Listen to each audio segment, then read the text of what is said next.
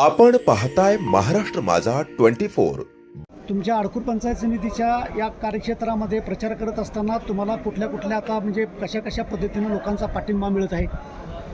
या अडकूर पंचायत समितीवर प्रचार करत असताना लोक मला आमच्या हक्काचा माणूस, आपला माणूस म्हणून मला विरोधक असतील आणि आमचे सगळे कार्यकर्ते असतील हे सुद्धा चांगल्या पद्धतीने सहकार्य करत आहेत आणि माझ्यासोबत काम करायलासुद्धा तयार आहेत. कारण माझी काम करण्याची पद्धत आणि मी त्याच्यात सोडवलेला प्रश्न ज्यामुळे ते मला एक हक्काचा माणूस म्हणून माझ्यासोबत कायम राहील.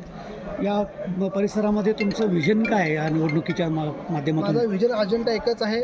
आमदार साहेबांच्या माध्यमातून जो विकास आहे त्यांच्या माध्यमातून हा घरोघरी पोचवायचा आहे आणि ही पंचायत समिती निवडणूक ही जनतेसाठी आहे आणि ह्या जनतेचा सेवक म्हणून मी स्वतः या ज्या शासनाच्या योजना असतील किंवा आमदार साहेबांचा विकसित जो प्रयत्न करायचा, विकास करायचा, हा विकास गावोगावी त्या खेड्याखेड्यात गेला पाहिजे हीच माझी एक भावना आहे.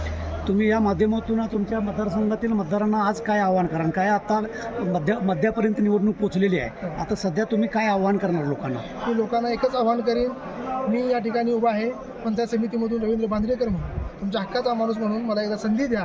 या संधीचे मी सोनं करीन आणि पुऱ्या गावात राजकारण गटबाजी न करता गावचा विकास कसा होईल याच्याकडे माझा दृष्टिकोन आहे आणि हा विकास करण्यात एक संधी द्यावी एवढंच मी माझ्या मतदारांना, माझ्या कार्यकर्त्यांना आणि सर्व माझ्या ज्येष्ठ मंडळींना आव्हान करतो.